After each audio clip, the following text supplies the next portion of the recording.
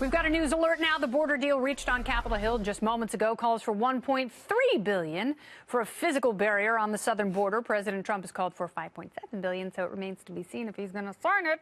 The agreement also calls for 40,000 beds at ICE detention centers, and I'm sure they'll be very comfy. All right, the Green New Deal may have gotten its name because you've been smoking the green to support it.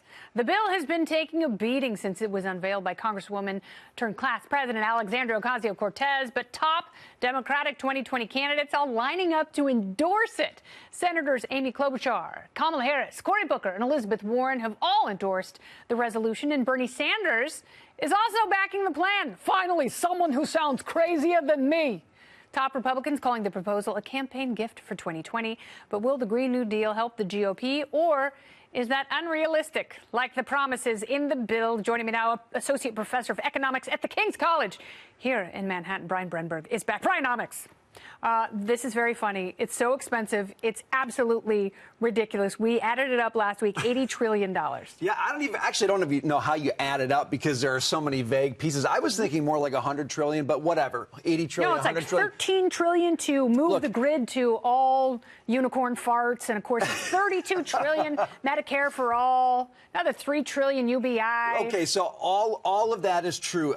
All of the critiques are true. You've got Republicans, you've got conservatives, you've got libertarians coming at it for cost. I totally agree with that. But the thing is, I don't actually think the people who are going to support this, and I think it'll be a sizable number of people, they are not persuaded by accounting. They are not persuaded by costs. They're not persuaded by budget considerations. This thing is not practical policy for them. It's bigger than that. This is an identity issue for people. And that's where I think the problem is coming in here for Republicans. They're hammering this thing, but they're missing the point. People who are lining up behind it aren't lining up because they think it's practical. They like it because it says something about who they are. Well, that's fine. You can have all those things, and you can have a desire to become less energy dependent and to take care of the earth and to make the world a better place.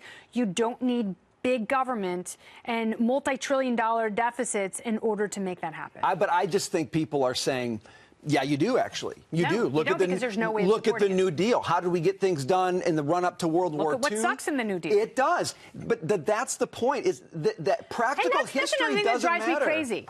The New Deal is not a utopia. There's a lot about that is incredibly problematic, big government, stuff we're saddled with that we can't pay for. Unbelievably destructive. But the narrative around the New Deal is, it's the thing that saved us from the Great Depression. And people look at that. Ooh, I like the fact that it saved us from the Great Depression.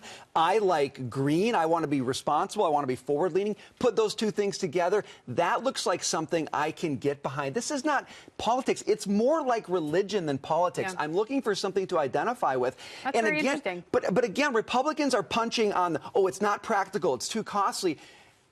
Great. That's what I want. You know, people who support Green New Deal say, that's what I want. I want something big and bold. I don't want to talk about accounting. Yeah, what about the dogma of capitalism? What's wrong with that? Capitalism is just an ism. If you're supporting the Green New Deal, why do you care about capitalism? Because capitalism makes people rich. Yeah, when people get rich, that means there are fewer poor people. You're thinking so practically about this, and the problem is people don't think practically about it. But that's the problem, dumb. because I can't help them if they're dumb. But they can't all be me. Sorry. Bernie Sanders should have been the Democratic nominee for president in 2016 if the process was fair. People got behind him not because anything he said made sense, but because he gave them a vision. The Green New Deal is Bernie Sanders without the white hair and without the white skin and without being from the Northeast. The Green New Deal can be anybody. It's prepackaged for anybody who wants to take it. And but that's why it's going to be effective. Phony, baloney, rancid nonsense that will bankrupt us all. It is. I don't want to be Venezuela.